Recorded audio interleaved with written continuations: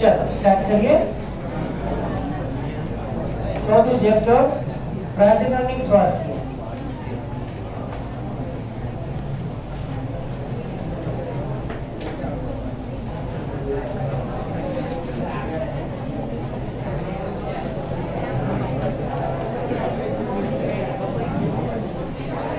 Reproductive health। હવે આખા chapter ની અંદર આપણે એ સમજવાનું છે, આપણે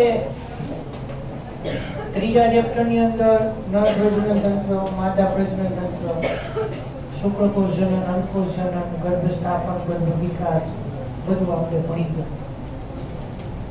હવે કોઈ પણ વ્યક્તિની અંદર પ્રજનનિક સ્વાસ્થ્ય એટલે પ્રજનન અંગોનો સામાન્ય વૃદ્ધિ વિકાસ, આપણા શરીરના સ્વાસ્થ્ય ઉપર પ્રજનન તંત્રની પણ સ્વાસ્થ્યતાની અસર થાય છે।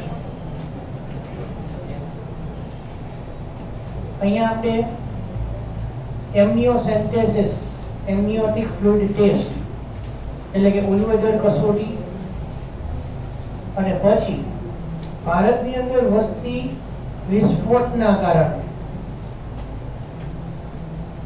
જે બીજી બધી સમસ્યાઓ ઊભી થઈ, ઉદ્યોગીકરણનો વિકાસ, પ્રદૂષણનો વધારો, જીવનની મુખ્ય જરૂરિયાત ખોરાક, પાણી અને જમીનની અછત, બરોબર, એના કારણે વસ્તી વધારો નિયંત્રણ કરવા માટે કુટુંબ નિયોજન પદ્ધતિઓ, ફેમિલી પ્લાનિંગ મેથડ્સ, એની અંદર કુદરતી અને કૃત્રિમ, એમાં અમુક કામ ચલાવ અને અમુક કાયમી, એ બધી પદ્ધતિઓની ચર્ચા કરશું। એના પછી ઇન્ડ્યુસ્ડ એબોર્શન એટલે કે પ્રેરિત ગર્ભપાત, MTP medical termination of pregnancy, એની વાત કરશું કે આખા વિશ્વની અંદર, નોટ ઓન્લી ઇન ઇન્ડિયા, આખા વિશ્વની અંદર દર વર્ષે કેટલા ગર્ભપાત થાય છે, શું કામ થાય, કયા કિસ્સાઓની અંદર ગર્ભપાત કાયદાકીય રીતે માન્ય છે, એની ચર્ચા કરશું। એના પછી એસટીડીઝ, એસટીડી, સેક્સ્યુઅલી ટ્રાન્સમિટેડ ડિસીઝીસ એટલે કે જાતીય સંક્રમિત રોગો, કયા કયા પ્રકારના જાતીય સંક્રમિત રોગો છે, કયા અસાધ્ય છે, જીવલેણ છે, એ પૈકીના આપણે 8મું ચેપ્ટર નથી ભણ્યા, પણ એડ્સ અને હિપેટાઇટિસ બી એટલે કે ઝેરી કમળો, આ બે અસાધ્ય છે, એની આપણે ચર્ચા કરશું। એમાં કયા લક્ષણો જોવા મળે, ઉપાયો તો એના શક્ય નથી, અને સૌથી અગત્યનો મુદ્દો ઇનફર્ટિલિટી અથવા અફળદ્રુપતા, તો એની અંદર વંધ્યતા, કોઈ કપલ, દંપતી શું કામ બાળક ધારણ કરી શકતા નથી, એની પાછળના કારણો કયા, અને એને નિવારવા માટે, એ દંપતીને બાળકની પ્રાપ્તિ કરાવવા માટે કઈ કઈ જુદી જુદી પદ્ધતિઓ વાપરવામાં આવે, એ બધી વાત કરશું। બસ ચેપ્ટરની અંદર આટલી જ માહિતી છે, નાનું ચેપ્ટર છે, બરાબર। સ્ટાર્ટ કરીએ, ધ્યાન રાખો। તમે પ્રકરણ 3 માં માનવ પ્રજનન તંત્ર અને તેના કાર્યોનો અભ્યાસ કર્યો। હવે આપણે તેની સાથે સંકળાયેલ મુદ્દા પ્રજનનની સ્વાસ્થ્યની ચર્ચા કરીએ। ઇન્ટ્રોડક્શન છે, હા, આખા પેજ ઉપરથી એક જ એમસીક્યુ પૂછાશે, નીચેની લાઈન હમણાં જોઈએ। આપણે આ શબ્દ દ્વારા શું સમજીશું? આ શબ્દ સ્વસ્થ પ્રજનનિક અંગો અને એના સામાન્ય કાર્ય સાથે સંકળાયેલું છે। પ્રજનનિક સ્વાસ્થ્ય એટલે પ્રજનન અંગોનો સામાન્ય વૃદ્ધિ અને વિકાસ, અને પ્રજનન અંગો સામાન્ય રીતે કાર્ય કરવા એવી એની ક્ષમતા, એને સાંકળી શકાય આપણે પ્રજનનિક સ્વાસ્થ્યની સાથે। જો હકીકતમાં એક સ્ટેપ ડીપમાં જઈને તો વારંવાર ગર્ભપાતના કારણે જે તે સ્ત્રી જે છે એની ફલન ક્ષમતા ક્યારેક ગુમાવી દે છે. સેક્સ્યુઅલી ટ્રાન્સમિટેડ ડિઝીઝ, જાતીય સંક્રમિત રોગોમાં પ્રજનન તંત્રને ચેપ લાગવાના કારણે એની અંદર ફલનની શક્યતા નથી રહેતી, અથવા તો ફલન થાય છે તો ગર્ભની વૃદ્ધિ વિકાસ થવાની શક્યતા નથી રહેતી. એટલે પ્રજનન તંત્ર સામાન્ય હોવું અને વૃદ્ધિ વિકાસ એના સામાન્ય હોવા, જેથી કરીને આગળ ફલનની ઘટના પણ સ્વસ્થ રીતે થાય અને સ્વસ્થ ગર્ભનું નિર્માણ થાય. બરાબર, બધું આની અંદર ઇન્ક્લુડ કરેલું છે પ્રજનનની સ્વાસ્થ્ય.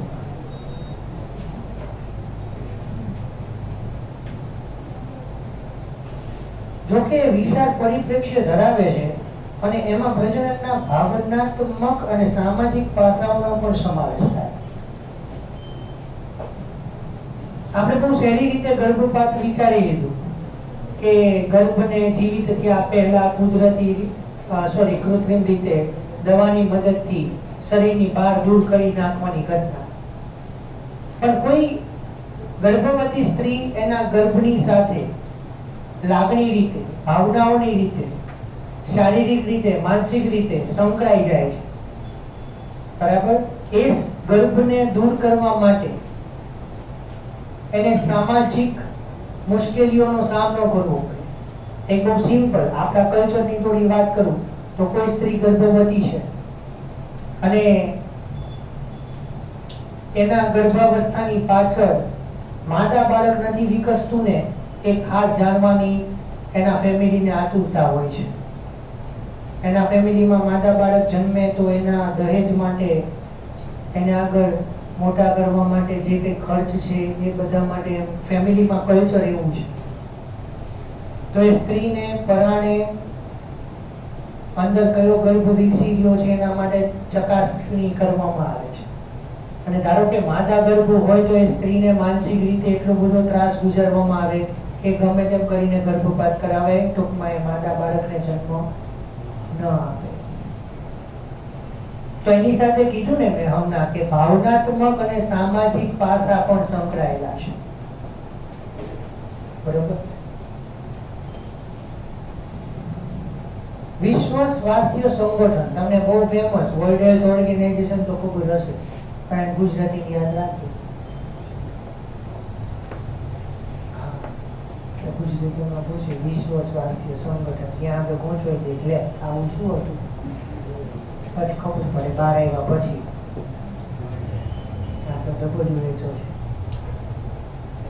એના પ્રમાણે પ્રજનનિક સ્વાસ્થ્યનો અર્થ પ્રજનનના બધા જ પાસા સહિત સંપૂર્ણ સુખાકારી એટલે શારીરિક, ભાવનાત્મક, વર્તનાત્મક અને સામાજિક સ્વાસ્થ્ય છે. સમાજની અંદર પણ દરેક વ્યક્તિને ચોક્કસ સ્થાન આપવામાં આવે. એની ભાવનાઓને, એના સામાજિક વર્તનને પણ એને માન આપવામાં આવે, સ્થાન આપવામાં આવે. એ બધા પાસાની અંદર પ્રજનનિક સ્વાસ્થ્યની વાત અંદર આવડી શકાય. તેથી શારીરિક અને ક્રિયાત્મક રીતે સામાન્ય પ્રજનન અંગો ધરાવતા લોકો યુક્ત સમાજના તમામ લિંગ સંબંધિત પાસાઓ વચ્ચે સામાન્ય લાગણીસભર અને વર્તણૂક લક્ષી પારસ્પરિક ક્રિયાઓને પ્રજનનિક સ્વાસ્થ્ય કહેવાય. કે જે તે વ્યક્તિની અંદર સામાન્ય રીતે પ્રજનનિક અંગો સામાન્ય હોવા અને દરેક કાર્યો સામાન્ય રીતે થઈ શકે. બરોબર. શા માટે પ્રજનનિક સ્વાસ્થ્ય જાળવવું જરૂરી છે અને તેને હાંસલ કરવા માટે કઈ પદ્ધતિઓ વપરાય તેને તપાસીએ. ઇન્ટ્રોડક્શન ની અંદર એક માર્કની વ્યાખ્યા ક્યારેક તમને પૂછે, પ્રજનનિક સ્વાસ્થ્ય એટલે શું, તેની વ્યાખ્યા આપો. તો WHO પ્રમાણે વ્યાખ્યા આપો અથવા તો સિમ્પલ વ્યાખ્યા આપો. કોઈ પણ એક, બે ત્રણ વ્યાખ્યા અત્યાર સુધી આપણે આવી ગઈ.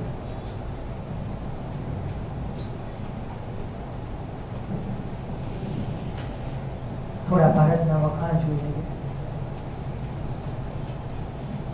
ભારત દુનિયાનો પ્રથમ દેશ છે કે જે રાષ્ટ્રીય સ્તરે કુલ પ્રજનનિક સ્વાસ્થ્યને સામાજિક લક્ષ્ય તરીકે પ્રાપ્ત કરવા માટે યોજનાઓ અને કાર્યક્રમોની શરૂઆત કરી. હા, આખા વિશ્વમાં ભારત એક જ એવો દેશ છે કે જેને પ્રજનનની સ્વાસ્થ્ય માટે અલગ અલગ પાસાઓની અને કાર્યક્રમોની શરૂઆત કરી. એનું કારણ છે ચીન પછી ભારતની અંદર વસ્તી વિસ્ફોટનો બીજો નંબર. એટલે વસ્તી વધારાની સામે જે બીજી બધી સામાજિક સમસ્યાઓ શરૂ થઈ રહી છે, બરોબર, એને કંટ્રોલ કરવું જરૂરી છે. બહુ મસ્ત વાતો છે, આગળ બધી ધ્યાનથી વાંચજો, મજા આવશે. MCQ આ કાર્યક્રમોને સામાન્ય રીતે કુટુંબ નિયોજન એટલે કે ફેમિલી પ્લાનિંગ મેથડ્સ તરીકે ઓળખવામાં આવે. પણ આ વર્ષ યાદ રાખજો, 1951 ની અંદર શરૂ થયું અને છેલ્લા કેટલાક દાયકાથી મૂલ્યાંકન પણ કરવામાં આવ્યું. 1951 ની મદદથી કુટુંબ નિયોજન પદ્ધતિઓ શરૂ થઈ ગઈ અને દર દાયકે એટલે કે દર 10 વર્ષે જે તે પદ્ધતિઓનું અવલોકન કરવામાં આવે છે. બરાબર, જૂની પદ્ધતિઓ, એની આડઅસરો, એની સાઇડ ઇફેક્ટ્સ એટલે કે પાર્શ્વ અસરો સમજો. આડઅસર અલગ,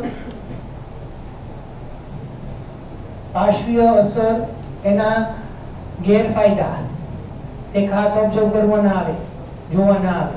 એટલે ધીમે ધીમે એનો ફાયદો વધુ થાય અને આડઅસરો ઓછી થાય એવી ગર્ભ અવરોધક પદ્ધતિઓની અંદર ફેરફાર કરવામાં આવે. પ્રજનન સંબંધી વિષય ક્ષેત્રોને આવરીને હાલમાં સૌથી અગત્યનું પૂરું નામ પૂછાય પ્રજનન અને બાળ સ્વાસ્થ્ય સંભાળ. ગુજરાતીમાં કહીએ તો reproductive and child health care. ગુજરાતીમાં હો,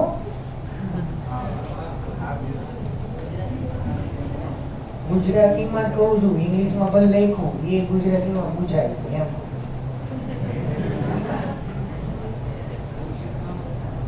આજે બપોરની એક્ઝામ છે ને, એટલે વાર લાગે સમજતા. અત્યારે બીજું બધું મનમાં સમજાતું હોય.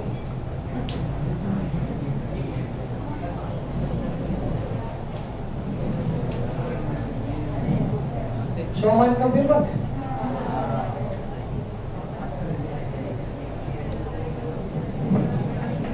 પેપર જોયું?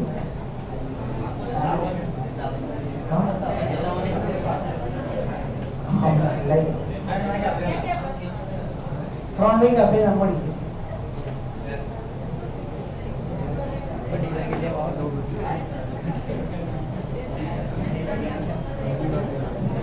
અરે 2:15 આવી જશે.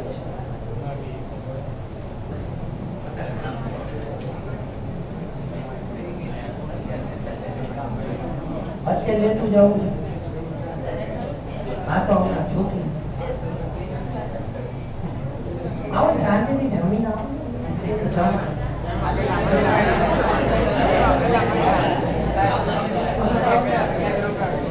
આજે શ્રાવણીય સોમવાર છે.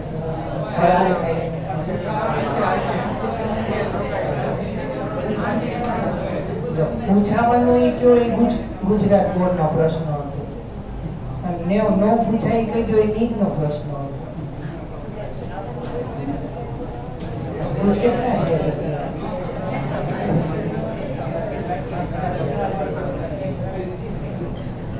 પેપર માટે આટલા વ્યૂ હોય, એના કરતા તૈયાર નથી કરાય.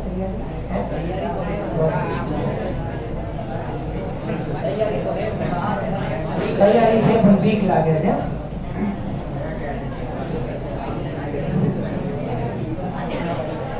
હજી પણ એનો અવપચો થયો. તૈયારી હોય ને બીક નો લાગે.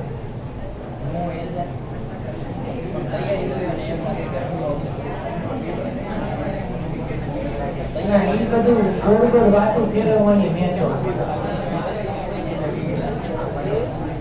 જ્યાં હરખી તૈયારી કરતો એને કોન્ફિડન્સ હોય કે ના આમાં વાંધો નહીં આવે, એમ બીક નો લાગે. અધકચરો કર્યું એને બીક લાગે. એમાં ના કે આ પૂછાશે તો આવડશે કે નહીં, નહીં પૂછાય તો નહીં આવડે કે નહીં.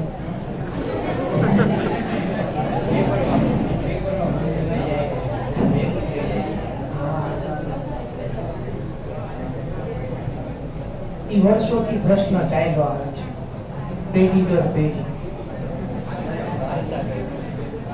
સ્કૂલમાં બેચ બાય બેચ, પણ ઈ આનુવંશિકતા કઈ રીતે ખબર છે? એક બેચમાંથી બીજી બેચમાં, બીજી બેચમાંથી ત્રીજી બેચમાં, એમ આગળ જાય. ઈ ઉપાર્જિત લક્ષણો છે, જીવન દરમિયાન ઉદ્ભવે.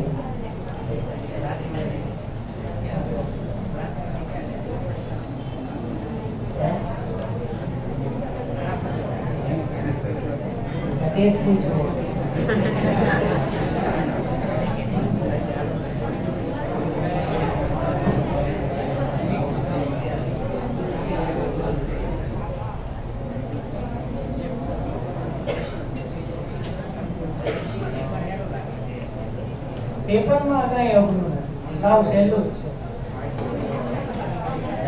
વાંચવું હોય તો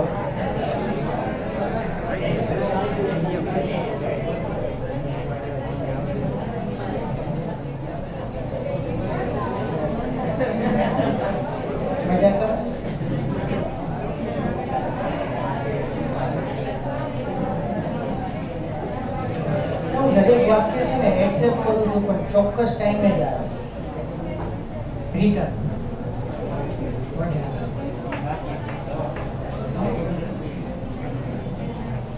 ઈ વાક્યમાંથી જવાબ છે ને ટાઈમે આપવાનો બધો. એ નક્કી અમે કરશે.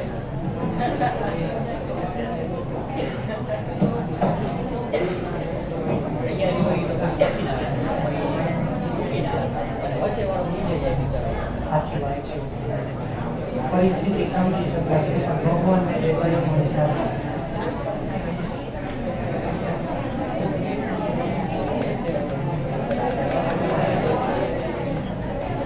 RCH કાર્યક્રમ નામની પ્રસિદ્ધ સુધારણા કાર્યક્રમ ચલાવવામાં આવે છે. આ કાર્યક્રમો અંતર્ગત પ્રજનન સંબંધી પાસાઓ વિશે લોકોમાં જાગૃતિ પેદા કરવા અને પ્રાજનની સ્વાસ્થ્ય સમાજ તૈયાર કરવા માટે સુવિધાને પ્રોત્સાહન પૂરું પાડવામાં આવે. દ્રશ્ય શ્રાવ્ય એટલે કે ઓડિયો વિઝ્યુઅલ, ચલચિત્ર અને છાપકામ, ન્યૂઝપેપર, મેગેઝીન. હવે તો બધું કોમ્યુનિકેશન બહુ ઈઝી થઈ ગયું, બરાબર? હવે તો બધું ડિજિટલ, એટલે હવે છાપકામ એટલે મેગેઝીન ને ન્યૂઝપેપર ને એ બધાની અંદર માહિતી કરતા હવે બધું કોમ્યુનિકેશન બહુ ઈઝી થઈ ગયું. અને પ્રચાર પ્રસાર માધ્યમ, પ્રિન્ટેડ મીડિયા ની મદદથી સરકારી અને બિન સરકારી સંસ્થાઓ લોકોમાં પ્રજનન સંબંધિત પાસાઓ અંગેની જાગૃતિ લાવવા પ્રયત્ન કરે છે. હજી આપણે 8મું ચેપ્ટર નથી ભણ્યા એટલે તમને એમાં આઈડિયા નહીં આવે. એડ્સ HIV થી થાય, પણ એની અંદર એવા ઘણા બધા પ્રક્રિયાઓ છે. એડ્સ 5 જ કારણના કારણે ફેલાય. એડ્સ 5 જ કારણોના કારણે ફેલાય છે, છઠ્ઠું કોઈ એનું કારણ નથી. પણ એડ્સ જીવલેણ, અસાધ્ય, ચેપી રોગ, અને એ જ રીતે હેપેટાઇટિસ બી, ઝેરી કમળો. 8મા ચેપ્ટરમાં આવશે કે તરુણાવસ્થા અને આલ્કોહોલની ટેવ. તરુણાવસ્થા એટલે જેની અંદર 12 થી 18 વર્ષની ઉંમરના વ્યક્તિઓનો સમાવેશ થાય. હા, તમારી જ વાત કરીએ. અને એમાં તમને ખબર હોય તો તરુણો જે છે એ આઈવી ડ્રગ્સ લે ને, ઇન્ટ્રાવિનસ. નશો નથી, ઇન્જેક્શનમાં ડ્રગ ભરીને ડાયરેક્ટ નસમાં જ લે. કઈ નહીં, મજા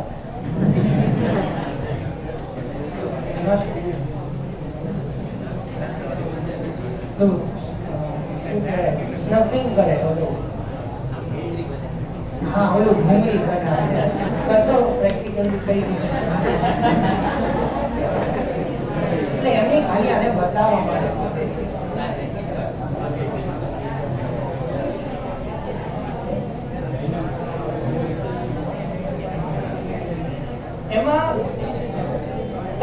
અવસ્થા જે છે, તરુણો જે છે એ નશાકારક દ્રવ્યોને ડાયરેક્ટ શીરામાં, સીધા જ શીરામાં, આઈવી, ઇન્ટ્રાવીનસ. 11મા ધોરણમાં રુધિરાભિસરણ તંત્રમાં તમને કીધું હોય તો આપણે કોઈ પણ દવા કે બાટલા કે એવું કંઈ ચડાવવું હોય ને તો શીરામાં ચડાવે, ધમનીમાં ન ચડાવે. પછી એમાંથી જે તે જરૂરિયાત પ્રમાણે જે તે ઘટકો ધમનીના રુધિરમાં ભળે છે. પણ તરુણો જે છે એ નશાકારક દવાઓને સીધી શીરામાં લેવા માટે ઉકેડાની અંદરથી સિરિંજ અને નીડલ, એ વસ્તુ અલગ બોલો. સિરિંજ એટલે ઇન્જેક્શન કે જેમાં આપણે દવા ભરીએ છીએ તે, અને નીડલ એટલે એની ઉપર સોય લગાડવામાં આવે તે. એટલે સિરિંજ અને નીડલ ઉકળામાંથી શોધ્યા.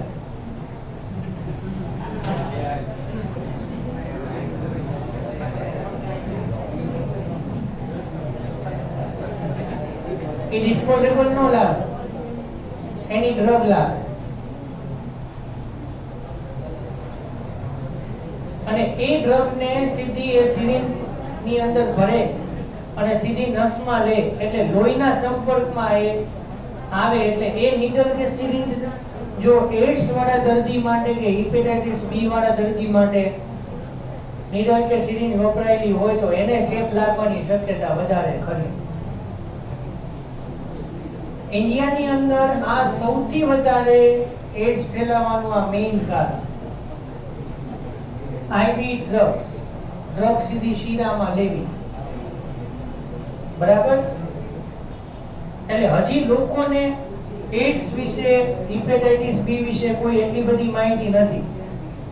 પણ ઓડિયો વિઝ્યુઅલ એટલે કે આખું નાનું એક મૂવી બનાવવામાં આવે કે નાની એવી કોઈ ડ્રામેટિક ક્લિપ બનાવવામાં આવે કે જે એવો કોઈ કન્સેપ્ટ સમજાવે છે કે આવી રીતે રોગ ફેલાય અને એ રોગને અટકાવવા માટે આપણે પ્રયત્ન કરવા. બરોબર. Audio visual. પછી લેખિત સમાચાર પત્રો, ન્યૂઝપેપર, મેગેઝિન્સ કે એની અંદર ચોક્કસ અત્યારે કોઈ રોગ કે એની માહિતી આપણે લોકો સુધી એને પહોંચાડી શકીએ. બરોબર. કે જેથી કરીને લોકો એ રોગને જાણે, કે રોગને લક્ષણોને જાણે અને એ રોગ કઈ રીતે ફેલાય છે એને અટકાવવા માટેના પ્રયત્ન કરે. તો જો મેં હમણાં એમ કીધું કે એડ્સ અસાધ્ય છે, ચેપી છે અને જીવલેણ છે. એની દવા કે રસી શક્ય નથી. તો સારવાર શક્ય નથી તો ટ્રીટમેન્ટ ઇઝ નોટ પોસિબલ. તો ઇંગ્લિશમાં એક વાક્ય કહેવાય છે, precaution is better than cure. ઈલાજ કરતા અટકાવ સારો. આજ આપણે કોરોનામાં એપ્લાય કર્યું. કોરોનાની અંદર ઈલાજ કરતા અટકાવ સારો.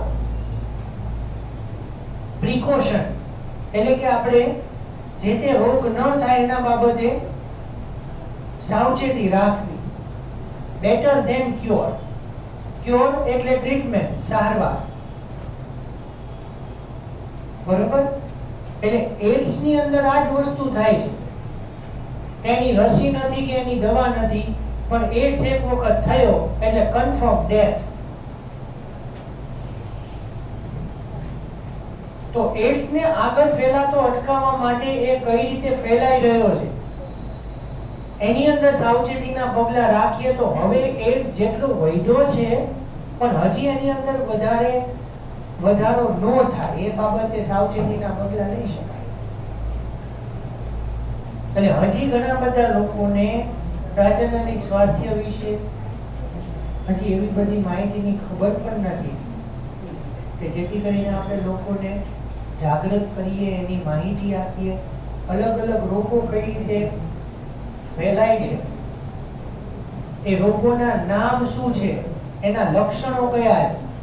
તો જો કોઈ વ્યક્તિને એવા કોઈ લક્ષણો ખબર પડે તો એ તરત જ મેડિકલ ચેકઅપ માટે જાય અને એ રોગને પછી આગળ ફેલાતો અટકાવી શકાય. એ વ્યક્તિમાં તે અને વ્યક્તિથી બીજી વ્યક્તિમાં પણ જો ચેપી રોગ હોય ને ફેલાય તો એને પણ રોકી શકાય. ચેઇન તોડવાની વાત છે. કે આખી સિક્વન્સ જે છે એને કંટ્રોલ કરવાની વાત છે. એસટીડી ભારતની અંદર બહુ જ વધારે પ્રમાણમાં વધી રહ્યો છે. એમાં એડ્સ અને હિપેટાઇટિસ બી બે ખૂબ વધારે પૂરપાટ વેગે વધી રહ્યા. અને હિપેટાઇટિસ બી એટલે શું કીધું તું મેં? ઝેરી કમળો કે જેમાં લીવર ફેલ થાય. એટલે લીવર ઇઝ ફેલ અને લીવરનું ટ્રાન્સપ્લાન્ટેશન કોઈ પણ રીતે શક્ય નથી. બરાબર? એટલે આ બંને એડ્સ અને હિપેટાઇટિસ બી બે એવા રોગો છે કે જેને મટાડવા અશક્ય છે અને એના કારણે મૃત્યુ દર પણ વધે છે. અને આ રોગો એસટીડી છે તે એક વ્યક્તિથી બીજી વ્યક્તિમાં પ્રજનનિક સંબંધ દ્વારા ફેલાઈ શકે છે. બરોબર? ઉપરોક્ત માહિતીને પ્રસારિત કરવામાં માતા-પિતા, અન્ય નજીકના સંબંધીઓ, શિક્ષકો અને મિત્રોની પણ પ્રમુખ ભૂમિકા છે. અત્યારે આપણે કોરોનાને સ્ટાર્ટિંગમાં આપણે લગભગ માર્ચની અંદર કોરોના જ્યારે આવ્યો, આમ તો ડિસેમ્બર જાન્યુઆરીની અંદર કોરોનાના થોડા કેસીસ આવી ગયા હતા, પણ આપણને ખબર નહોતી કે એટલે આટલો બધો સ્પ્રેડ થશે. બરોબર? પણ ધીમે ધીમે ઘણા બધા લોકોને કોઈ કોરોના વિશેની કોઈ ખબર નહોતી, પણ ધીમે ધીમે અલગ અલગ વ્યક્તિઓની પાસેથી જુદી જુદી માહિતીઓ મળતી ગઈ. અને અત્યારે આપણને બેઝિકલી કયા કયા બાબતે ધ્યાન રાખવું અને જેના કારણે કોરોનાનો ચેપ આપણને ન લાગે, અથવા તો કોઈ એવા કોરોનાને લગતા લક્ષણો આપણને ખબર પડે તો એ બીજા વ્યક્તિમાં ન ફેલાય. ખબર પડે છે ને બધી? એ બાબતે હવે આપણે જાગૃત થઈ ગયા. આપણને સામાન્ય શરદી ઉધરસ થી આવે તો આપણે ચેપ ન લાગે એકબીજાને, એના માટે થઈને આપણે થોડા અલગ રહીએ છીએ, આઇસોલેટ રહીએ છીએ. બાકી આઇસોલેટ આપણને પહેલેથી ખબર જ નહોતી.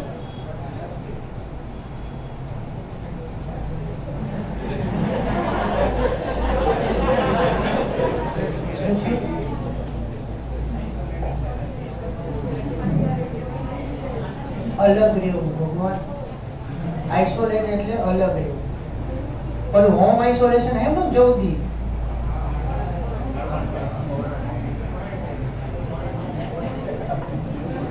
હોસ્પિટલમાં જે કોરોનાના આઇસોલેશન સેન્ટર્સ બન્યા, એ તો હવે થોડી ખબર હોવી જોઈએ.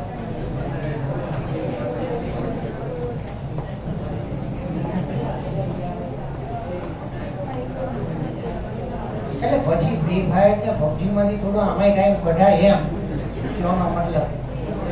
પછી સિંચનમાં ન ફરવાનું.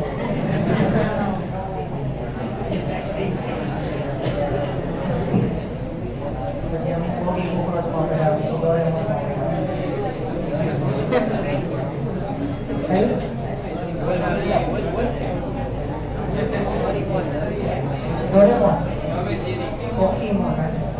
આ જે જોતા હોય કે ટોમ એન્ડ જેરી બધી છોટા ભીમ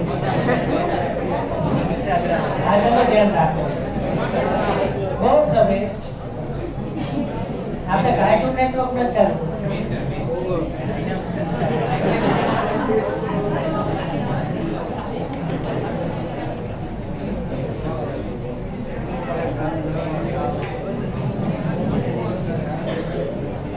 શાળાઓમાં જાતીય શિક્ષણ દાખલ કરવા પ્રોત્સાહન આપવું જોઈએ.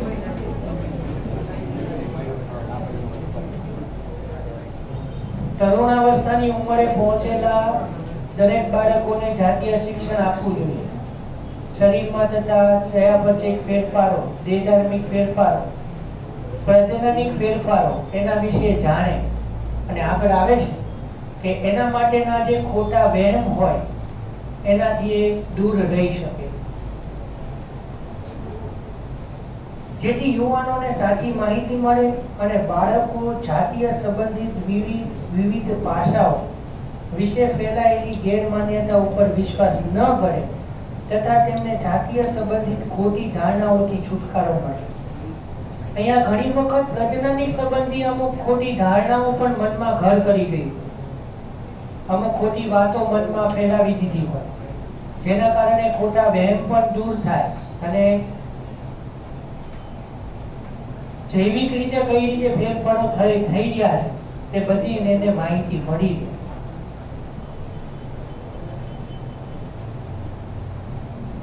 લોકોને પ્રજનન અંગો, કિશોરાવસ્થા અને તેના સંબંધી ફેરફારો, સુરક્ષિત અને આરોગ્યપ્રદ જાતીય વ્યવહાર, જાતીય સંક્રમિત રોગો, એડ્સ વગેરેની માહિતી વિશેષ રૂપી જે લોકો કિશોરાવસ્થા વય જૂથના છે તેમને પ્રજનન સંબંધિત સ્વસ્થ જીવન તરફ દોરી જાય છે. લોકોને જો આટલી માહિતીની ખબર હોય તો એને પ્રજનન અંગ સંબંધિત કોઈ પણ બીમારી થતા પહેલા સાવચેતી રાખીને એને આગળ ફેલાતો રોકી શકાય. લોકોને ખાસ કરીને ફળદ્રુપ યુગલો અને જેઓ લગ્ન વય જૂથના હોય એમને પ્રાપ્ય જન્મ નિયંત્રણના વિકલ્પો, ગર્ભવતી માતાની સંભાળ, પ્રસવ બાદ માતા અને બાળકની સંભાળ,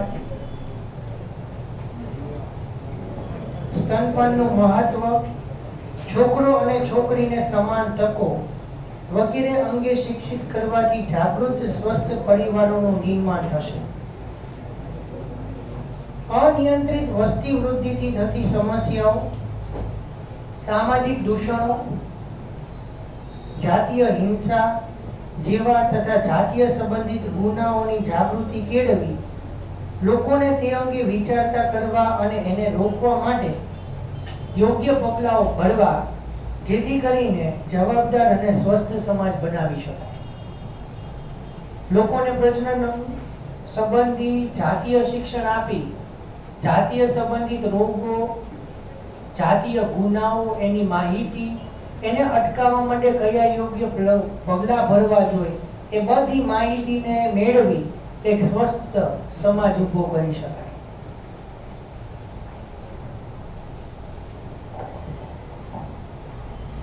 પ્રજનનની સ્વાસ્થ્યને પ્રાપ્ત કરવા માટે કાર્ય યોજનાઓના સફળતાપૂર્વકના અમલીકરણ માટે મજબૂત માળખાકીય સુવિધાઓ, વ્યવસાયિક કુશળતા અને સામગ્રીની જરૂરિયાત પડે છે. તમે ઘણી વખત જોતા હોય તો અમુક વર્ષે અમુક ઓલી ટ્રેનની અંદર એક આખું પ્રદર્શન હોય છે. ટ્રેનની અંદર જુદા જુદા રોગો માટે એક આખું પ્રદર્શન હોય અને એ પ્રદર્શનમાં દરેકને આમંત્રિત કરવામાં આવે જેથી કરીને લોકો એની અંદર પોસ્ટર લગાવ્યા હોય, લખાણ લેખા હોય, બરાબર, અલગ અલગ ફોટાઓ લગાડેલા હોય અને ત્યાં બધા એક્સપર્ટ્સ પણ હાજર હોય, નિષ્ણાતો, કે જેથી કરીને કોઈ પણ વ્યક્તિને કોઈ પણ પ્રકારના પ્રશ્ન હોય એનું તરત જ ત્યાં જ નિરાકરણ આવે. પણ આના કારણે લોકોને જે તે રોગો વિશેની જાણકારી મળે છે. આપણે ભલે એમ કહીએ કે કેન્સર સાધ્ય છે, હા, કેન્સર અત્યારે મોટે ભાગે કોઈ ઘણા બધા પ્રકાર સાધ્ય છે. પહેલા એવું કહેતા હતા આપણે કે કેન્સર એટલે રેશન કાર્ડમાંથી નામ કેન્સર. હા, આ કહેવત હતી થોડા વર્ષો પહેલા.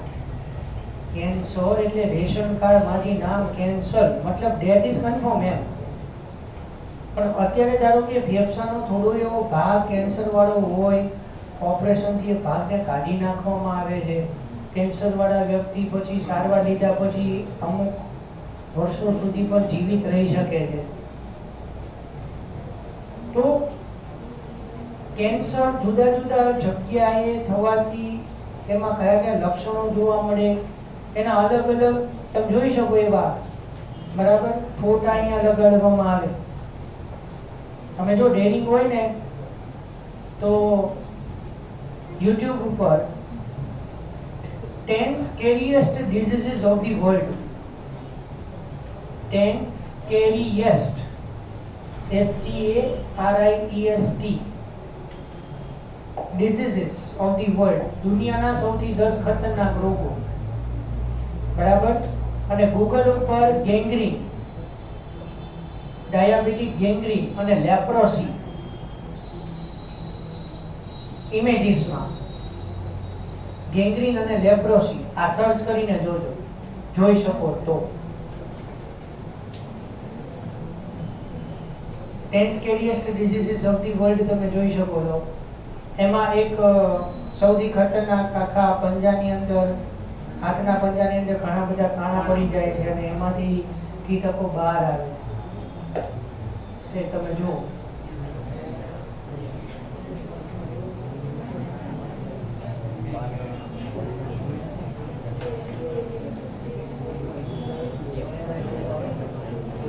હા હકીકતમાં છે.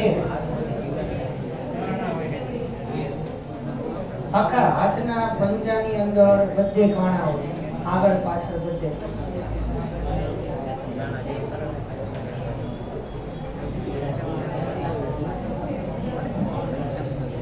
ઇમેજીસ જોજો.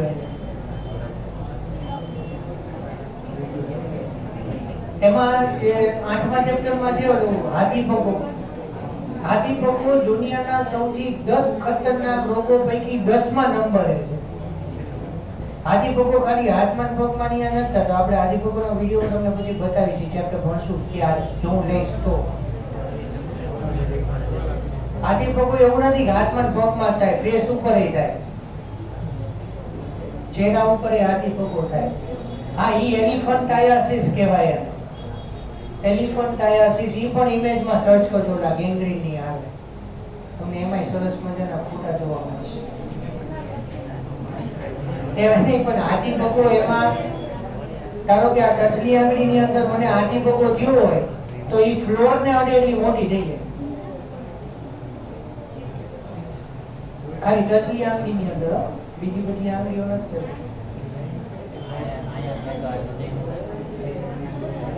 ખાલી કહું છું, ધારો કે મને ટચલી આંગળીમાં મેં પેલા કીધું આમ છે ફ્લોર સુધી પહોંચી જાય, અડી જાય, એવની મોટી આંગળી.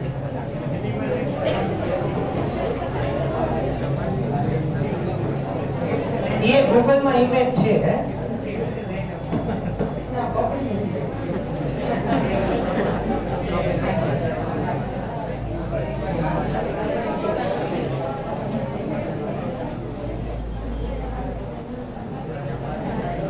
લોકોને જાતીય સંબંધિત સમસ્યાઓ જેવી કે ગર્ભધારણ, પ્રસૂતિ, એસટીડી, ગર્ભપાત, ગર્ભ નિરોધક એટલે કોન્ટ્રાસેપ્શન,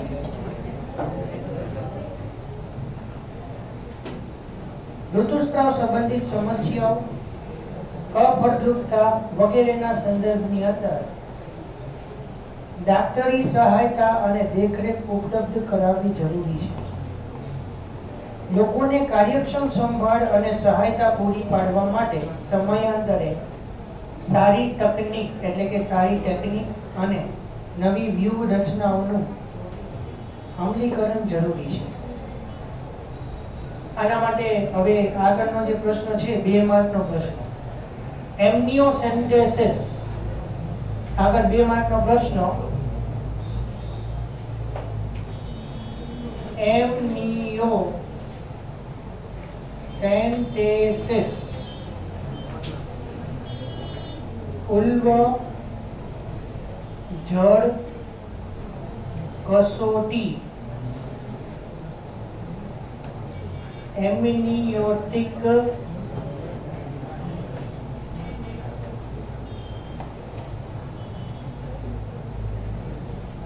ફ્લુઇડ ટેસ્ટ AFT તરીકે ઓળખવામાં આવે. બરાબર, 2 માર્કનો પ્રશ્ન. આની આપણે ઓલરેડી ચર્ચા કરી દીધી છે કે આના દુરુપયોગના કારણે આપણે માનવની અંદર જે ગર્ભની અંદર ગંભીર જનીનિક ખોડખાપણ હોય એ અને પ્લસ ગર્ભની જાતિ બંને નક્કી કરી શકીએ. બરોબર, પણ એનો કાયદાકીય રીતે મનાઈ કરી દીધી છે. એનું કંઈક વર્ણન કરેલું છે ટેક્સ્ટ બુકની અંદર. ચલો એ જોઈએ, પેરેગ્રાફ પૂરો કરીએ. વધતી જતી ભ્રૂણ હત્યાના કાનૂની અટકાવ, માદા ભ્રૂણ હત્યા. એને નીચે જો લખ્યું હોય તો ફિમેલ ફીટીસાઇડ એવું ક્યાં લખ્યું હોય તો છે? માદા ભ્રૂણ હત્યા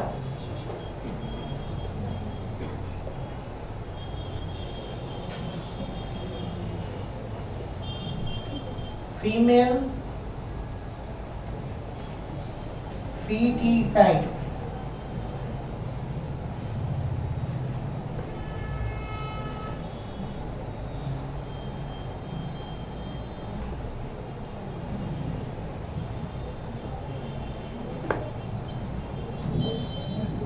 માદા ભ્રૂણ હત્યાના કાનૂની અટકાવ, લિંગી પરીક્ષણ માટે ઉલ્વજડ કસોટી,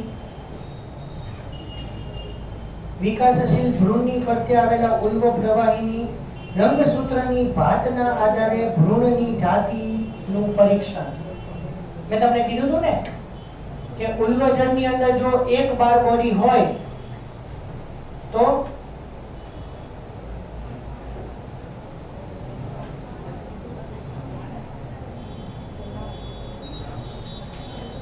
આવશે તો બેમાંથી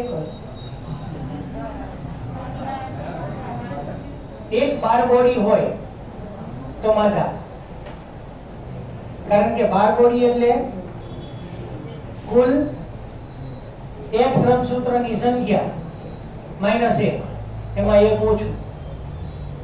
એટલે જો ઉલ્વજનની અંદર એક બાર બોડી મળે તો માદા, એકય ન મળે તો ન.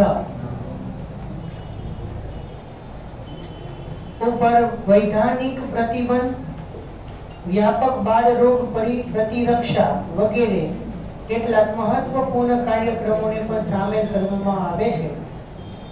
ઉલ્વજન કસોટી એમ્નિયોસેન્ટેસિસમાં વિકસતા ભ્રૂણનું થોડુંક ઉલ્વ પ્રવાહી ગર્ભકોષો અને દ્રાવ્ય પદાર્થોના પૃથ્થકરણ માટે લેવામાં આવે. આ પદ્ધતિનો ઉપયોગ કેટલીક જનીનિક અનિયમિતતાઓ જેવી કે 5મા ચેપ્ટરમાં ભણશો તમે બધા રોગો, down syndrome, haemophilia, sickle cell anaemia, બરાબર, થેલેસેમિયા, રંગ અંધતા, બરાબર, આ બધા રોગોની જાણકારી મેળવી શકાય.